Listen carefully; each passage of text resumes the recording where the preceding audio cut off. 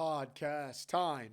Podcast time. The Detroiter Motor City Mitten State. How is everybody doing today? We're back. Not a huge week. Again, pretty expectedly, right? Been saying it for a while now. Not a whole lot going on, but we're back. There's some shit we'll talk about. There's a couple things marinating up here. A little bit of Red Wings chatter. A little bit of Auston Matthews in the winged wheel. A little bit of Steve Yzerman finally making the move that gets this team in gear and says, fuck the rebuild, dude. Let's win hockey games as many as we can, as fast as we can, as quick as we can before we all get hit by a fucking comet. Let's win. Auston Matthews, Detroit, maybe, I don't know. Toronto, Marner, Tavares, Nylander, they're not going to get it done. Try something else. He's used to the big market, the original six franchise, history, tradition. Detroit's got all of that and more. We win more than Toronto. We've been more relevant more recently by a fucking mile than Toronto. We've got the original six pedigree. We've got the massive market, coast to coast, north, south. Everybody goes to away games when you're a Red Wings fan. He has the ties to Michigan, lived in Ann Arbor for like a year or two for the U.S. development team. It only makes sense. You look at it from the Red Wings perspective. What's the one thing Detroit's missing? What's the one not the one thing. Obviously, the Red Wings are missing a lot of things. We haven't made the playoffs since 2015. Lots of things are missing. Multiple things are gone, just disappeared. They must have grown legs and walked out on their own. But one of those things that we are in fact missing, maybe the most important ingredient, is not only, like, we know we need a goal scorer. We know we need someone who just fills the net 30, 40 a year would be fucking phenomenal. But more so than that, we don't even have like a top of the top guy. Maybe Mo Sider becomes that. Maybe Dylan Larkin takes a stride here in the next year. I don't know. It kind of feels like Larkin, point of game type guy. He's good two ways. He can score goals. He can find players. Like, he'll be pretty good. He's good defensively. He's a good leader. He'll step up for guys. He's not afraid to mix it up a little bit. He's good. There's no, I've been saying it for years now. Dylan Larkin is very fucking good at hockey. I said it a million times. Whenever he gets injured, he misses a couple nights. It's like you watch the Red Wings when he plays and you watch the Red Wings when he doesn't play.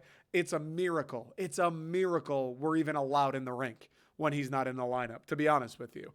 Dylan Larkin's great, but he's not one of the top of the top. Like Auston Matthews is for sure a top 10 player, probably a top 5 player in the entire league, right? McDavid, Draisaitl, McKinnon, Makar, I suppose, Matthews. Like, are those the top 5 guys? I guess we're not counting goalies there, but are those the top 5 skaters in the league? That feels fair. And at worst, he's a top 10 guy. Dylan Larkin, he's great. Very good player. Helps you win hockey games. I'm very happy we re-signed him. I'm very happy he's still in Detroit. I do think he's a guy you can win a Stanley Cup with if he's your first line center. But that said, he's not the best of the best. He's not a top 10 guy. He's probably not a top 20 guy.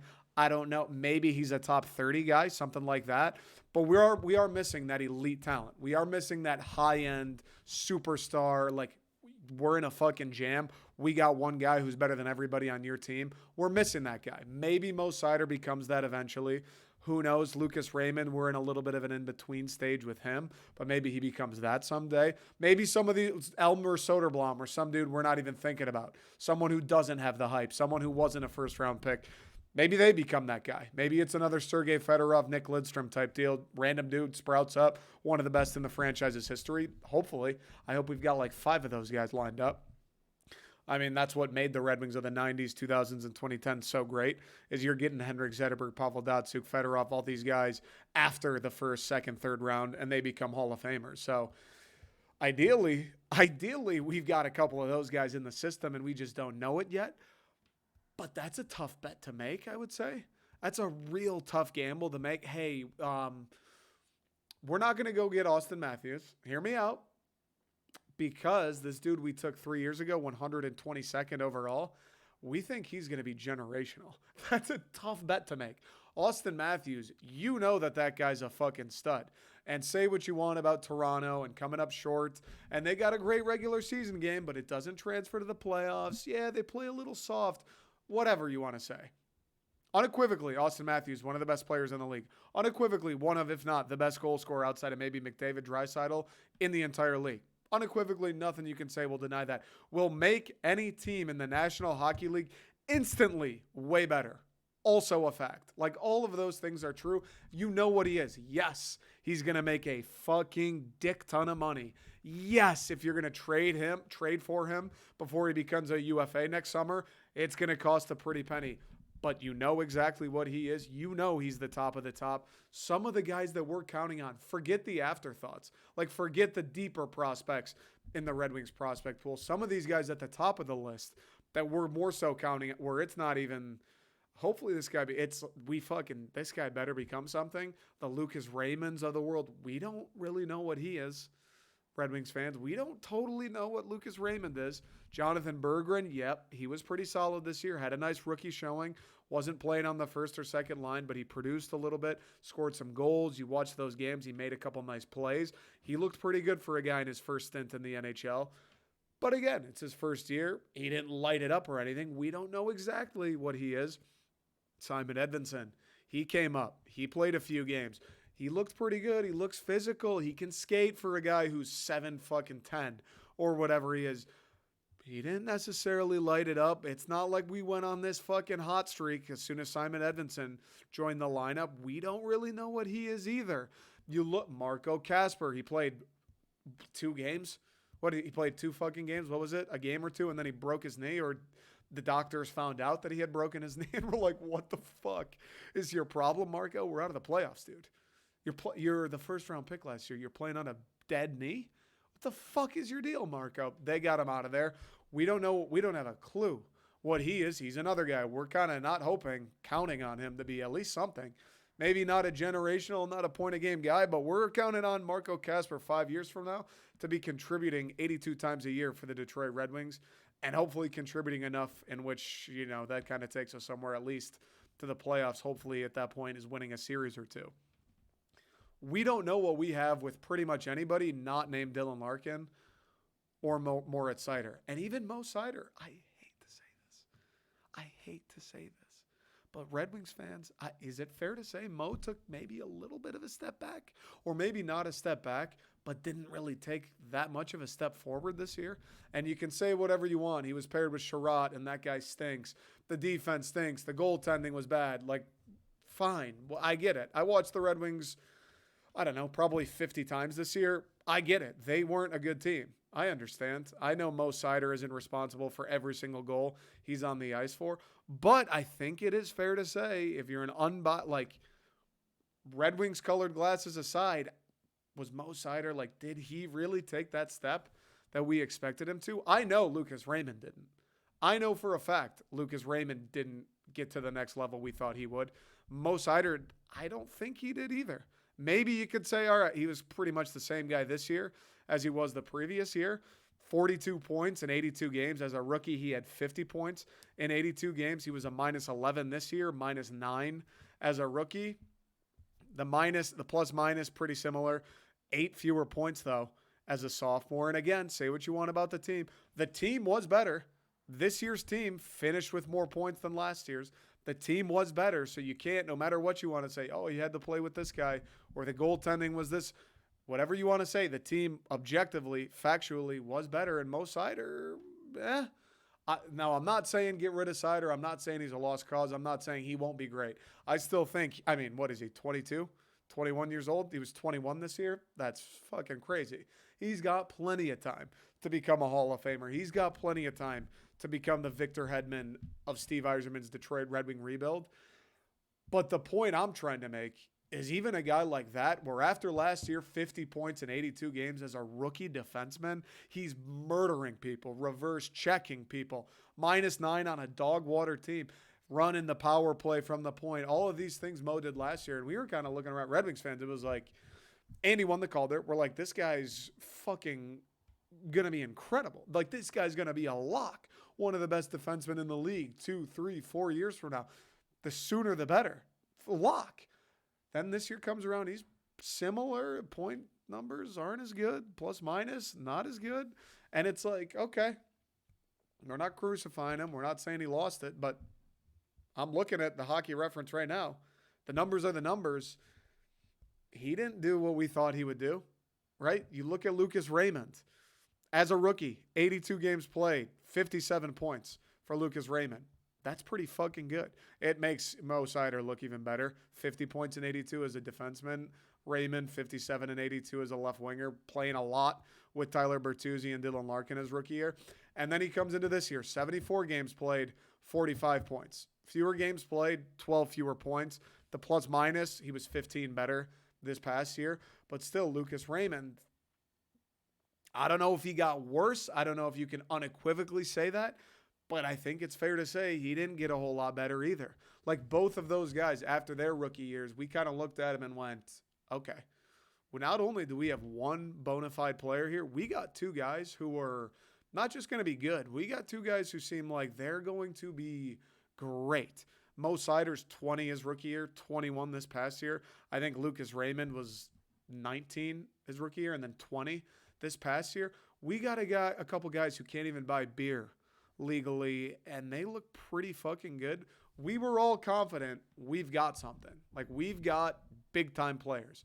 Now, maybe neither of them will become Victor Hedman or Auston Matthews, respectfully, but I think we both looked at him and went, all right, we've got like a Dylan Larkin on the blue line and another Dylan Larkin at left wing. Like, we had two, maybe not elite, but two very good players, both at defense and on the wing.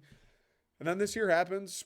They're pretty stagnant. Don't get a whole lot better. Nothing really jumps off the charts. Lucas Raymond doesn't net 30.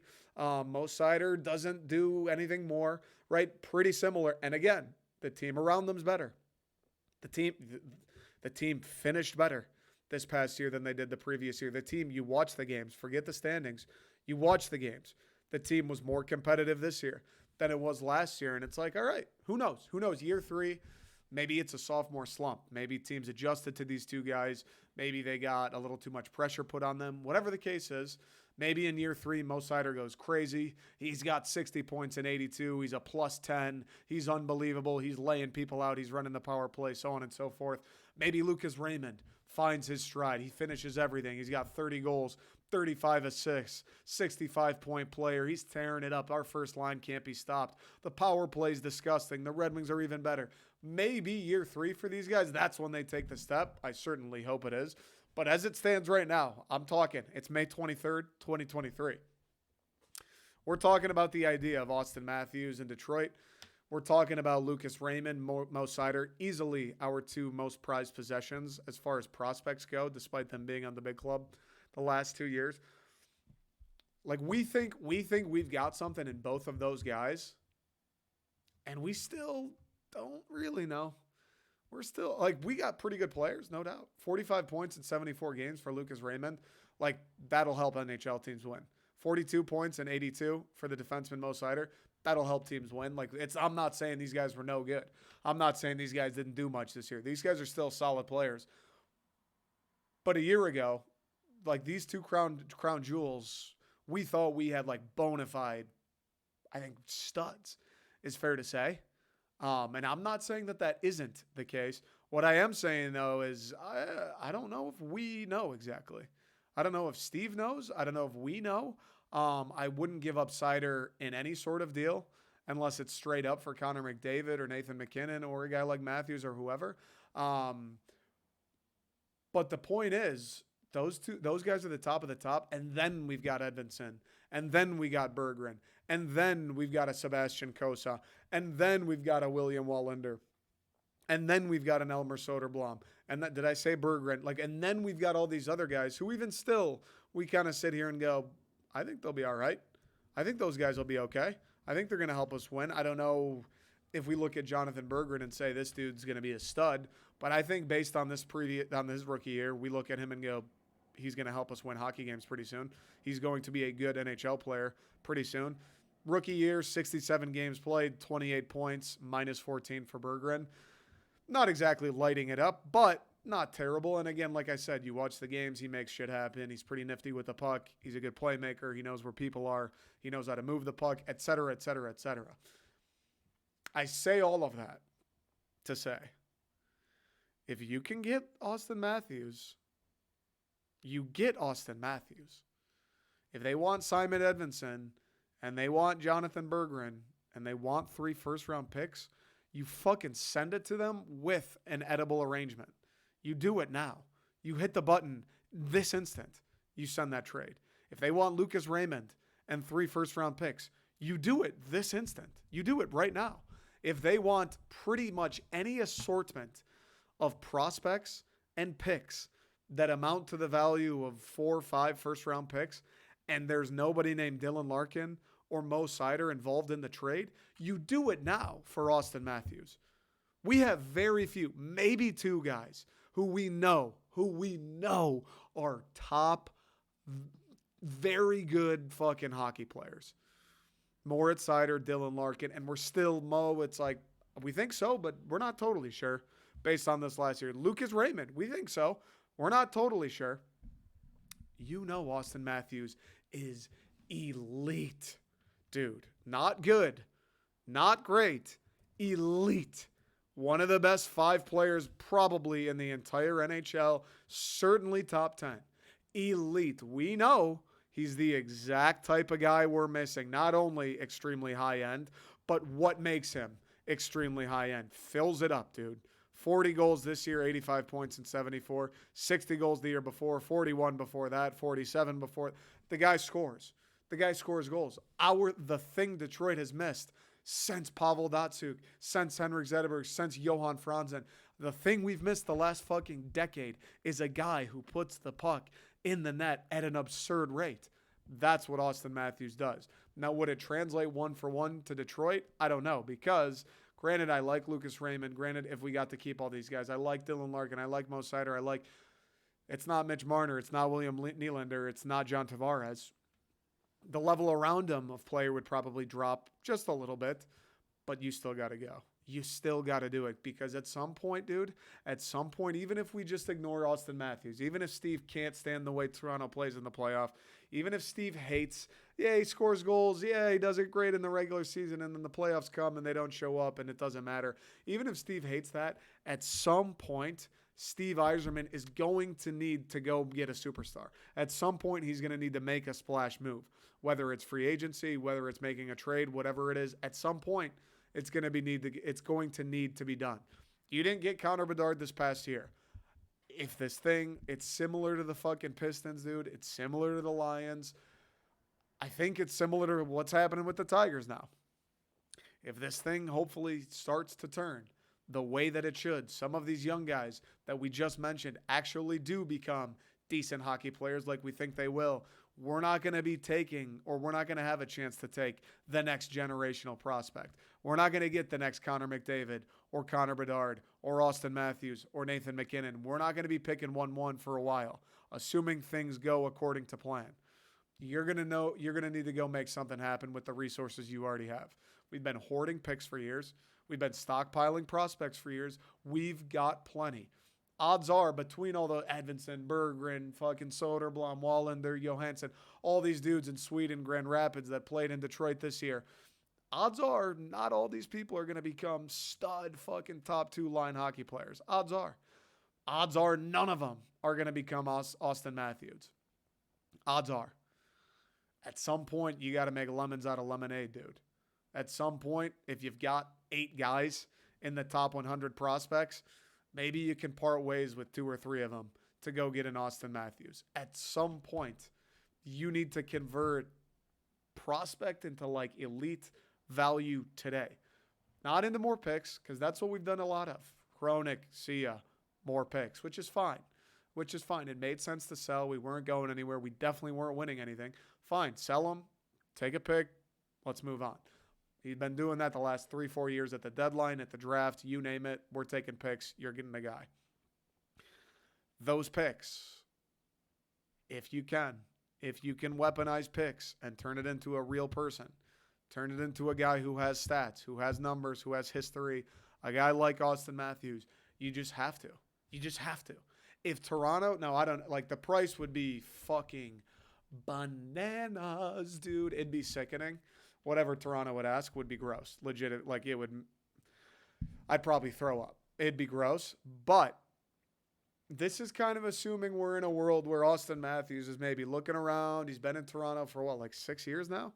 7 years? They haven't quite gotten it done. They've won one series in the 7 years he's been there. He's been with Marner. He's been with Nylander. He's been with Tavares. He's played with a couple of Morgan Riley's been around a while. He's done the thing with a lot of these guys. 7 years, big fucking, big market, the biggest with the Leafs. Just hasn't quite worked out. 7 years, gave it an honest effort. Maybe he's looking around like maybe it's time to move on. New city, new organization, play with a couple new faces. Who knows? I think this is all contingent upon that. If Auston Matthews wants to stay in Toronto, wants to be a Leaf forever, wants to be in the big market with the glory, which I wouldn't blame him. I'm not basing anything, like I have no information that Auston Matthews will want to leave Toronto. To be honest, I'd be surprised if he did, which sucks. But this is all hypothetical. Maybe Toronto, they're looking to blow it up a little bit. Maybe Matthews, Dubas is out. They had their run. Tavares, Marner, all these guys are going to be free agents in the next year anyway. Maybe he's looking to try something new. Whatever the case is. Okay? This is assuming Matthews is fine with leaving Toronto. This is assuming that they lose a little bit of leverage knowing that Matthews is going to sign somewhere else in the offseason. If that is the case, Steve, you make a move, buddy. And you could say, I hear the argument. Why would you do that? He's going to be a UFA anyway. Let him hit free agency in the summer, and then go after him then. Yeah, but at that point, you're competing with all these other teams. There's other factors at play. Guys, he's friends with cities he wants to live in. Who can offer him more money? And the Red Wings could offer him all the money in the world. Detroit's a great hockey town. I'm sure he's friends with Dylan Larkin and some of the guys on the team in some capacity. But the Red Wings are the most equipped to make a trade for him. The Red Wings, when it comes to firepower in terms of picks and prospects, nobody can match him. The Red Wings, in terms of cap space, can pay him like nobody else. The Red Wings, if he was there, we should be the first in line. Like whoever takes over for Dubas in Toronto in the next few weeks, months, whatever it is, Steve Yzerman, the second that dude gets hired, Steve Yzerman should make a phone call and say, hey, pal, congrats. Welcome to the NHL. I don't give a fuck what's going on with you or with Auston Matthews, but if anybody, and I mean anybody, your mother makes a phone call regarding Auston Matthews, you call me, you tell me what they offered, and I'll give you a counter before they say yes. You don't say yes to anybody about anything related to Auston Matthews. You don't even tell them about what Auston's having for dinner that night without calling old Steve Yzerman. That's the move that needs to be made. Because we're getting to that point, dude. We're getting to that fucking point where it's, you got to put the chips in the center of the table. And I was talking to a buddy of mine yesterday. We were talking about the Matthews hypothetical. What would you give up for him? And he made a fair point, which is like kind of what I've said. Like, we don't even know if we have a team, Detroit. We don't know if we even have anything, really. Like, we think we have something. We know we've got some pretty promising prospects. We don't know if they'll transfer to the NHL. We think we got something solid in Raymond and Seider. They both kind of plateaued this year, so who knows, like, if that's the same level of what we have. That was a confusing fucking sentence. Who knows if they're going to live up to the level we thought they would be a year ago. Like, we think Berggren will be promising. We think Soderblom has a place in the league. We think Kosa looks pretty good with Toledo. Like, we think we've got pieces. We don't know shit. We don't actually know shit. So I understand the thought of, like, if it's Raymond and like 3 firsts or Raymond and 4 firsts for Matthews, and then he gets here and it's some of these other guys aren't it, and you don't have a full team around him, you just hemorrhage the future to be a 7 seed and lose in the first round with a guy making $12 million a year. Yeah, I hear you. That would be no fucking good. But on the flip side, I've said it a billion times. 1, winning better than losing. Winning is better than losing. And 2, you need to put your nuts on the table at some point. Like, we're not going to rebuild forever. We can't keep selling at the deadline for more third-round picks forever. Is the game plan to just sit around and hope that a guy like Jonathan Berggren or William Wallinder or Elmer Soderblom turns in to a Cale Makar or turns in to a Kucherov? Like, is that the hope? That we get our Braden Point, that one of these second, third, fourth round guys just becomes one of the premier players in the NHL? Is that the game plan? Because I don't know if I feel great about that either. I don't know if I know what Auston Matthews is. I got no fucking clue what any of those other guys will be. And if I'm playing the percentages, if I'm playing the odds and looking at history, they're sure as fuck not going to be Braden Point, Kucherov, or Auston Matthews. You know what I mean? Like, history would suggest they won't be. History would suggest Marco Kasper, the guy we took like 8th overall or whatever it was, won't be any of those guys. So it's tough for me to sit here and say, you know what? Sit tight. Let Auston Matthews go to Arizona or go to Chicago or go wherever the hell. And let's bank on one of these second-round guys turning into a point-a-game player. I don't know if I love that strategy either. I don't know if I love that strategy. And as we said off the top, the thing we're missing, it's not like we're missing a third and a fourth line. It's not like we're missing a second D pairing. We're missing a fucking bona fide stud who can fill up the net. That's what we're missing. And we've got the firepower. Like, it'd make me sad, but Lucas Raymond in 3 firsts. Yes, please. Yes, please. Yes, please. Yes, please. Dude, Lucas Raymond, if they said Lucas Raymond in 4 firsts, I'd have a bowl of cereal over it. I'd maybe even heat up the leftover spaghetti too. To be honest, Lucas in 4 firsts, yeah, that's steep. Yeah, that's steep. I'd eat a couple meals over it. I'd sleep on it. I'd talk to my children about it, see what they say. I'd go find that corgi that was picking the Warriors-Lakers series and see what that thing thinks. I'd do some research. I'd think about it.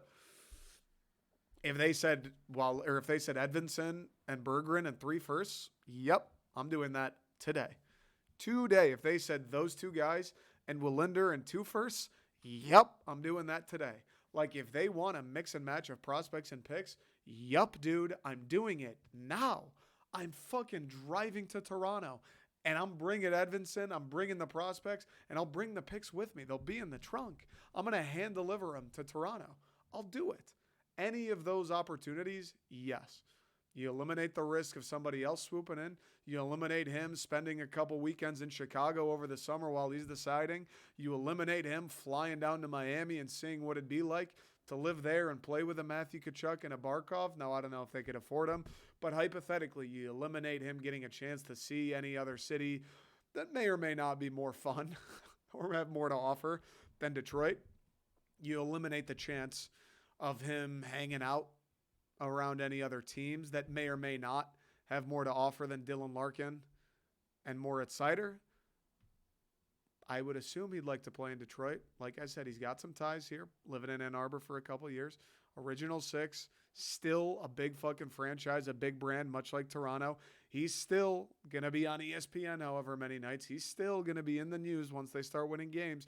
He's still going to get a lot of the things he likes. He's still going to get paid a fucking dick ton. He's still going to play in front of sold-out crowds. It makes sense, dude. It makes sense. We got all these picks. We think they're going to be great. We don't know shit. Auston Matthews, he is great. We know that for a fucking fact. We're going to have to make a splash move at some point. We just are. We just are. If Auston Matthews is on the table, if Auston Matthews is thinking about leaving Toronto, if the new GM's willing to talk shop, the least Steve Yzerman can do is probe. The least Stevie can do is maybe make an offer. Maybe lowball him, maybe feel him out, maybe take advantage of the new guy.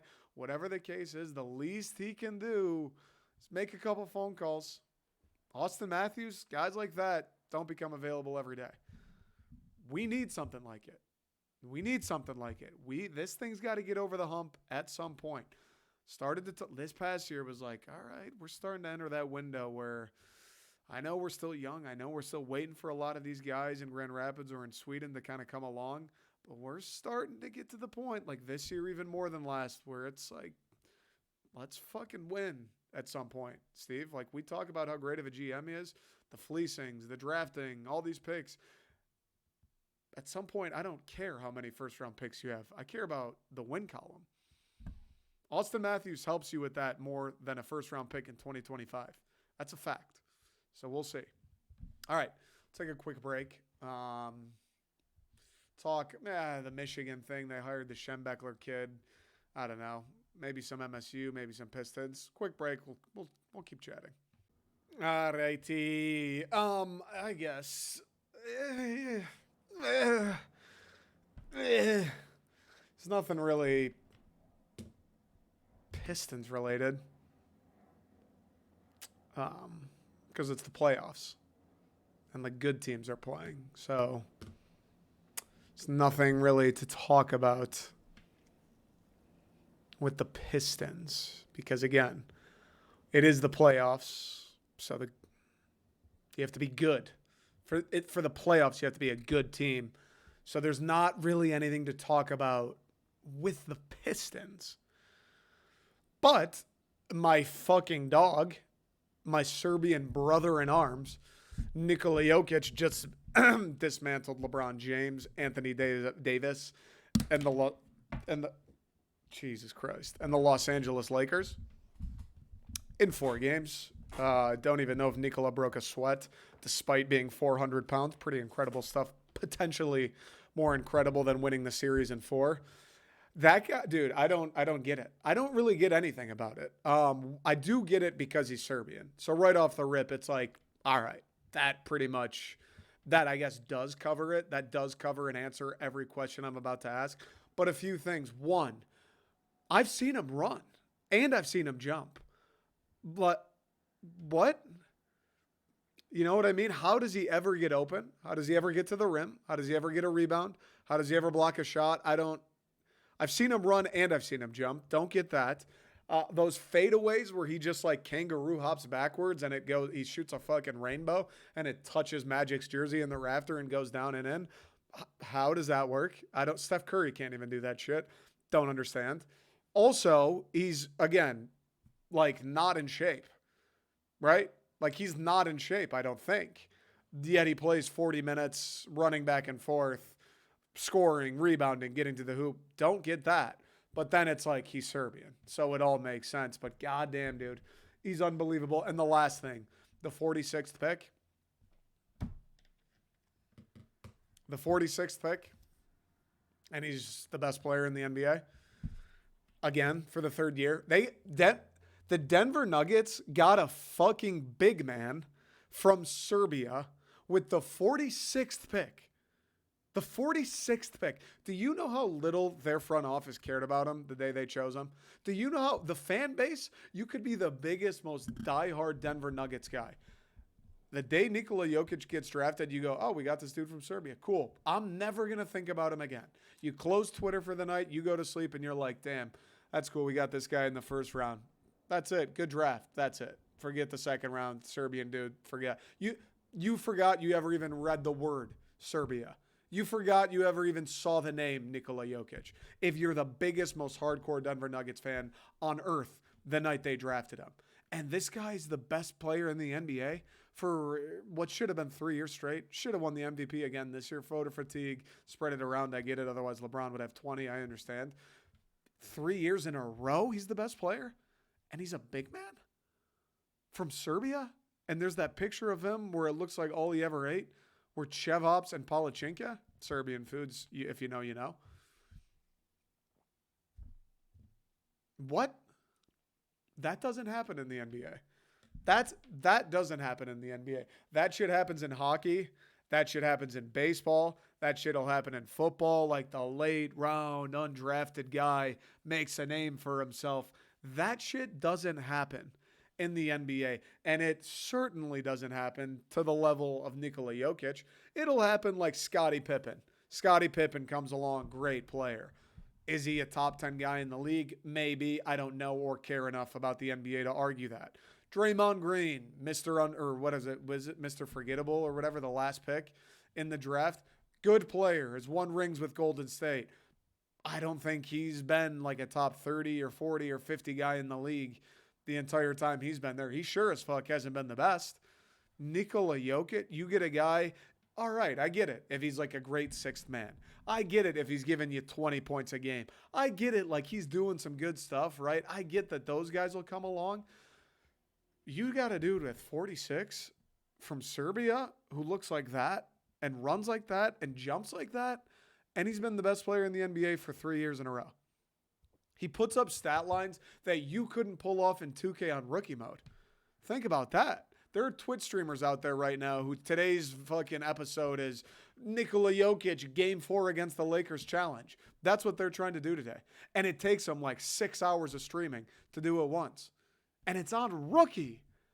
And he was the 46th pick? How the fuck does that work? And why the hell does that never happen to my teams? Why the hell is the Pistons? We got Cade first overall a couple years ago. The dude hasn't.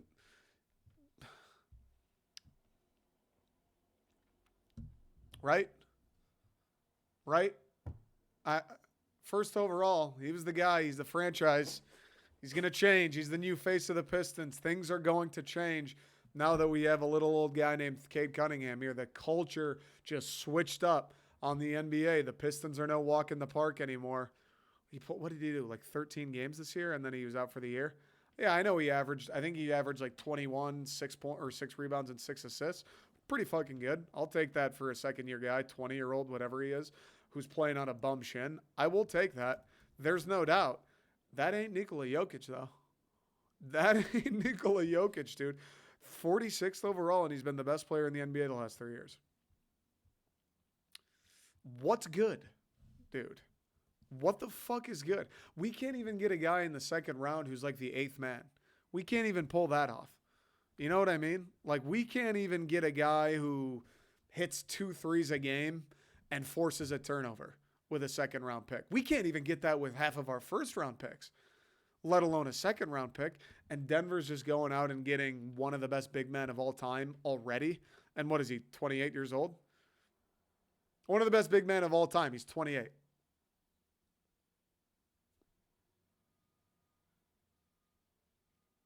With the 46th pick, our generational first overall pick from 2 years ago just spent the entire year out with a shin splint.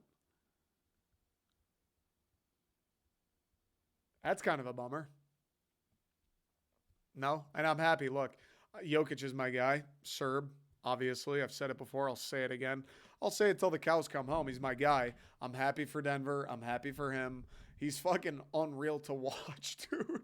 It seems fake. Again, I don't get it. He moves in slow motion and it fucking works. LeBron James is the biggest freak of nature I've ever seen in my life. And Nikola Jokic, he can't stop him. It doesn't make any sense at all. It's fun to watch. He's an unreal passer. Unreal shot maker. Gets rebounds. He's a massive fucking humanity. It's great to watch. But yeah, like where's, the Pistons? Where's our 46th overall pick that turns into a Hall of Famer? Where's our first round pick that turns into an NBA starter? You know what I mean? Like, where's that guy? That's all I can think about. I'm watching these playoffs and I'm just sitting there going, dude, how? How the fuck does this even happen? Jamal Murray, dude. When did they take Jamal Murray? That guy's sweet. He came off an ACL or 2 ACLs. When did they take Jamal Murray, dude? That guy rules. We don't have a Jamal Murray. Like, I don't know. Good for the Nuggets. Good for the people of Denver. It's been very fun to watch. The Nuggets are fucking sweet. Nuggets Heat is going to be an unreal final. I'm pulling for the Nugs. I want the Nugs to win. I want the Nugs to win the next 10. Probably won't happen, but I do want the Nuggets. I'm going to be in Belgrade, Serbia. You believe that shit? Friday, catching a flight. I'm going to Belgrade. I'm going to be in Europe for 10 days. I'm going to be in Belgrade, Serbia while Jokic is playing in the NBA Finals. You think that place is going to be a fucking madhouse? Yeah, dude. It's going to be bananas. Yeah, dude. I'm pulling for the Denver Nuggets. Are you kidding me? I'm going to have to make sure to not get hit by a fucking loose flare while I'm there. Yeah, I want the Denver Nuggets to win the NBA title. It's going to be an unbelievable experience. Yeah, I want Nikola Jokic to average a triple-double the rest of the way. Yes, I want nothing but the best for him. And yes, it does make me sad. Yes, it does make me wonder. Yes, I don't understand how the Pistons can't hit on one of these guys with a top 5 pick, let alone top 46. But it's neither here nor there. Good for Denver. Yeah, Jamal Murray. First round, 7th pick. I guarantee you, whoever the Pistons take with the 5th pick this year, 5 is ahead of 7, right? Theoretically, you should get a better player at 5 than you do at 7. I guarantee whoever the Detroit Pistons get with 5 this year will not have the career Jamal Murray has had to this point, and they got him with 7. I guarantee it. That's just the way it fucking works. I guarantee it. Excuse me. Jokic was the 41st pick, not 46th. So a little bit more value there. But yeah, good for the Nuggets. Good for Jokic. Serbs forever. What was the thing I said the other day? Serb dynasty? Is that what I said? Serb domination? I said something. Djokovic. He'll be in the French Open final with Nadal stepping down. I mean, that's another lock. Fortunately, or unfortunately, I'll be back in America when he's playing in the French Open final, so that's kind of a bummer. But he will be there. Yeah, let's look at Cade's stats real fast, and then we'll move on. Cade played 12 games this past year. Shin splint done. He averaged 20 points, averaged 6 assists, averaged 6 rebounds. I mean, yeah, that's pretty good. That is good. That's better than pretty good. That's good. That's better than what Jamal Murray averaged this year. I think Jamal was like 24 assists and 5 rebounds or something like that, maybe 5 assists. But it's a little bit better than what Jamal Murray averaged. So that is good. We'll take it. Cade still hasn't played a full season. He's played 76 games in his NBA career. At some point, though, you can say he hasn't even played. He hasn't even come close to the ceiling, all that shit, which is true. At some point, though, the best ability is availability. Yes, at some point, that becomes a fact. Also, Jamal Murray's field goal percentage is 44.7%. Cade, 41.6%. Jamal Murray's three-point percentage is 37.3%. Cade, 30.9%. So maybe Jamal is better. He's certainly more efficient. I don't know, dude. I just watched these games and Denver is getting these guys. I don't know. Whatever, dude. All right, one more thing I want to talk about. No state football today. There's nothing to talk about again. Nothing productive, at least. Nothing fun. Lions, I don't think there's anything going on. OTA started, but that's boring, right? Guys practice. Great. Is there anything Lions? I don't think so. Just the fact that we're going to win the NFC North. Just the fact that the Vegas over-under being 9.5 is pretty insulting. 9.5, 11, dude. Try 11. Huh? Try 11-6 for the Detroit Football Lions this year. Try that one on for size. Put it in the bank, smoke it in your pipe. How's that? 11-6, and then you can come back to me. 11-6 in your pipe and smoke it in the bank. Detroit Lions. Yeah, I don't think there's much going on with them. The Tigers are pretty good for Tiger standards. I think they're 21-24 right now. They might actually be playing right now, but the Tigers have been pretty good. It's tough. Like Torkelson and Green have been good in the month of May. That's encouraging. Those are really the only two guys in the lineup that I care even remotely about. Javi Baez has been better as of late. Andy Ibanez. But again, dude, my thing with the Tigers, and I guess it's just the thing with baseball, unless you're a baseball absolute whore for the game, watch every game, just tuned in, can't get enough. We're 21-24. We're second in the worst division in baseball, also known as the AL Central. We're 2.5 games behind the Minnesota Twins. This season, at this point, we may as well have the World Series already clinched at this point for the Detroit Tigers. Being 2.5 games back at any point this season is a fucking win for the Detroit Tigers. Being 3 games under 500, dude, lift the trophy, brother. Throw the fucking parade down Woodward.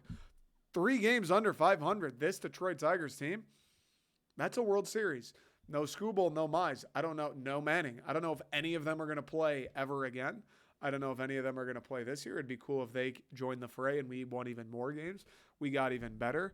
It'd be cool if Torque and Green sustained this throughout the rest of the season. It'd be cool if some of these other guys, Nick Maytone, for instance, came along. Javi Baez maybe sustained a higher level of play. Maybe this Andy Ibanez was here to stay. Matt Vierling, maybe. It'd be cool if some of these guys were the real deal and kind of picked it up. It'd be cool It's tough though for me to do the like what is the Tigers thing? If I'm on 97.1 and I got a gun to my head and someone's like, we got to do 30 minutes on the Tigers, other than, hey, it's kind of cool that they're better than we thought they'd be. And Torque and Green have been good the last month. What is there to talk about? Like the pitching? Bullpen's been great. Alex Lang's the best reliever in baseball. Eduardo Rodriguez has been unfucking believable. Starting pitching's been pretty good, I think, all things considered. The lineup, some days they're solid. Some days they can't score a run. That's pretty much how they've been all year. It's feast or famine, which is fair. You look at the names. I don't know how we've ever scored a run. But it's been, all things considered, it's been kind of working. And it is cool that the expectations were the floor. The expectations were like win one game and season's a success. It's cool that they're kind of hanging around.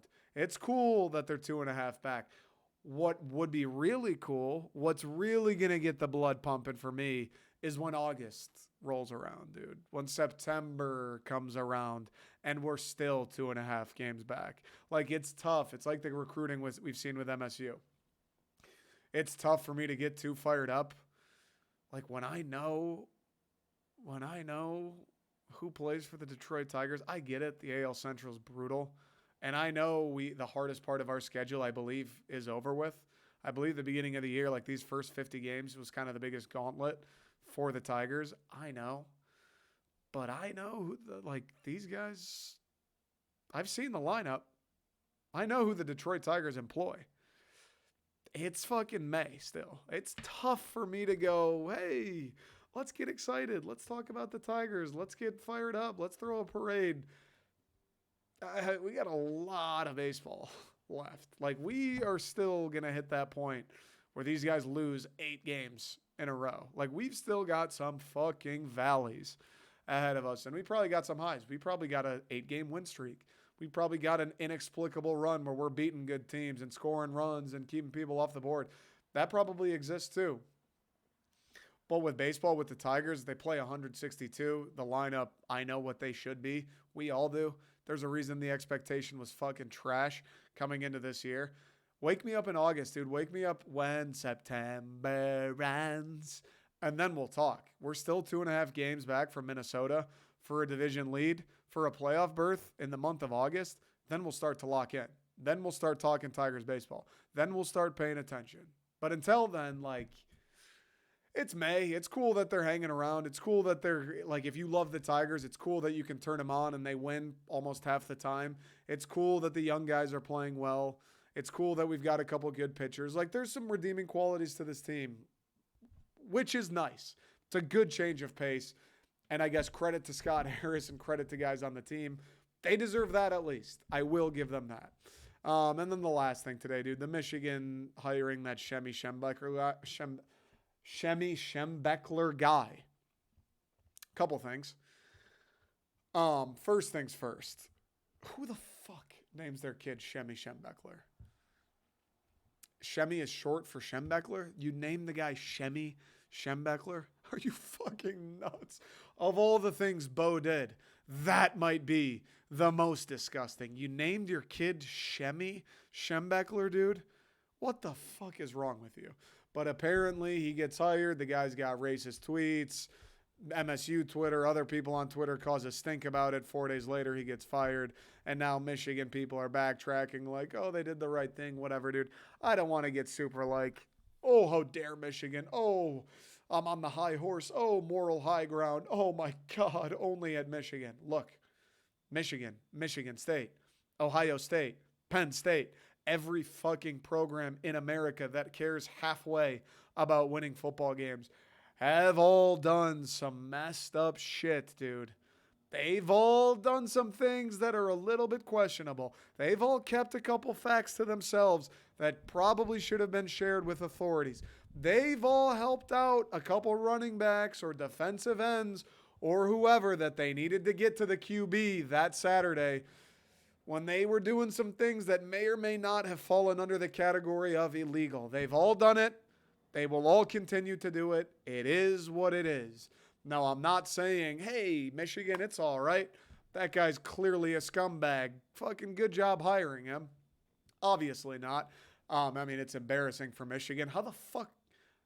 Dude, I feel like if I got a job at, I don't know. I feel like if I got a job at some random engineering company tomorrow, somebody would like look through my Twitter. You're the University of Michigan football program, and you're hiring a dude with the last name Schembechler after all of the shit that went down in the last couple of years involving the name Schembechler, and you don't even bother to look at the guy's Twitter account? That's embarrassing. What the fuck are you doing? How lazy are you? Like, how stupid are you? And they should be ridiculed for that because, like, it's one thing if this guy was using an alias or a burner account, or if it's one thing if there's some digging to be done. It's another thing if you just go, all right, let's see what he puts on Twitter. Oh, you know what? Let's not hire this guy. Like, come on. Come on, guys. It takes 2 fucking seconds. So that's pretty embarrassing. Even more so, somebody, whether it's Jim Harbaugh, whether it's Ward Manuel, somebody in a position of power was like, let's go hire this guy. Let's go out of our way to bring this guy in and associate him with our name and our football program. That's bad. It's a good, they got rid of him. They acted swiftly. Good for them. It still doesn't excuse the hiring in the first place. Like, have an ounce of self-awareness. That shit's like, that's PR 101, bro. McDonald's doesn't hire guys to make their fucking McDoubles without giving their social media a quick scan. You're the University of Michigan football program, and the guy's name is Shemy Schembechler. You didn't even scan the Twitter feed? Come on. That's tough to defend. You could be Mr. Michigan. That's tough to defend. But that said, I don't want to sit here and be like, look at them, Michigan State. We've done stupid shit. Everybody has. Every program in America has players, coaches, fucking faculty, you name it, who are morons, who are scumbags, who behave in ways that they shouldn't. It sucks, dude. It sucks. At least Michigan got rid of him quickly. Like, that's all you can ask for. It sucks. I don't understand how these people slip through the cracks at all these different places so frequently. I don't really get that, how so many people are willing to turn the blind eye when you know how it's inevitably going to come to a light and inevitably make you look fucking way worse than going 0-12 ever could. But it is what it is, dude. That's sports. That's sports where there's money to be made. Yeah, I don't know. I hate how it's like, that guy gets hired and then fired. And obviously MSU fans, Ohio State fans, Notre Dame fans, all the rivals, anybody is going to make fun of U of M, make fun of Harbaugh, make fun of the university, make fun of their fans for it. And then it just turns into rivalry fodder where some MSU fan who I guess has nothing better to do goes, oh my God, you guys hired a racist Schembechler. How could you do that? What a low-life program. And then naturally the U of M fan responds and goes, look at this article. Remember when D'Antonio didn't report this? And it's 2 guys arguing over the scumbags their universities employed.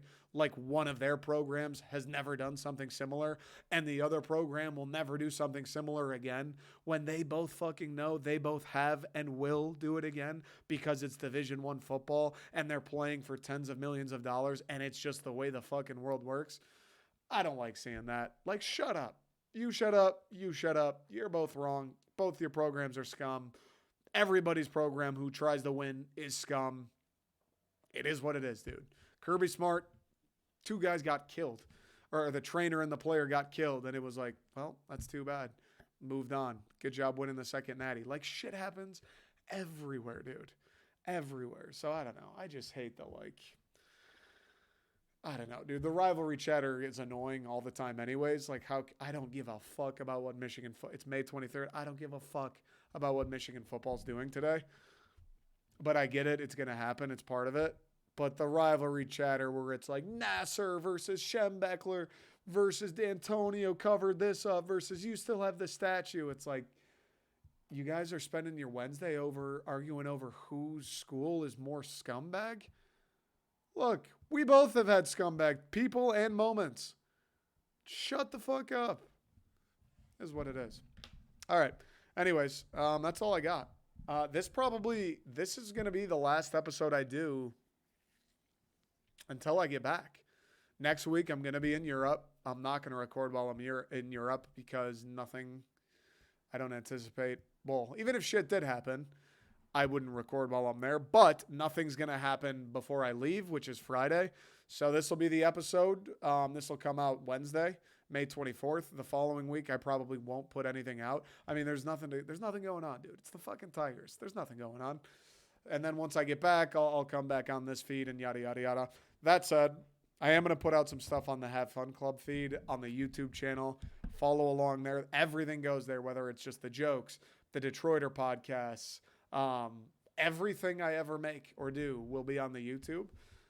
So check that out. Follow along there. And then the Have Fun Club's the more generic. I'm going to talk about why do we have road rage but not road happiness? Why don't we ever see someone make a good play on a road and go, hey, man, you might have just saved this biker from getting smushed in between the fucking chains of a 16-wheeler. Good job. Why don't we ever give out road compliments? Little food for thought.